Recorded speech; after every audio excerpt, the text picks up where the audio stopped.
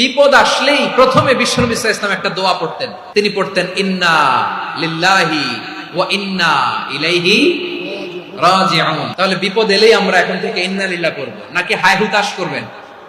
একদল আছে হায় হুতাশ করে, হায় আল্লাহ রে মোর কি হইল রে, মুই কি হরমু রে, মুই কমবে যামু রে, এরকম বিলাপ করতে নিষেধ করেছেন বিশ্বনবী। কি করব, কই যাব, কি হবে, হায় হায়, এরকম হাহুতাশ আছে না নাই? বিশ্বাসীরা হাহুতাশ করে না, তারা ইন্না লিল্লাহ পড়ে।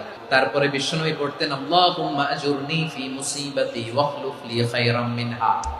একসাথে প্রথমে পড়তেন ইন্না লিল্লাহি ওয়া ইন্না ইলাইহি রাজিউন, তারপর পরে পড়তেন আল্লাহুম্মা আজুরনি ফি মুসিবাতি ওয়াখলুফ লি খায়রাম মিনহা, মানে আল্লাহ এই যে আমি বিপদে ধৈর্য ধারণ করলাম এটার সব তুমি আমারে দাও, আর যেটা হারালাম এর চেয়ে ভালো কিছু দিয়ে মেকআপ করে দিও, ভালো কিছু দিয়ে বদল করে দিও। সুবহানাল্লাহ পড়েন।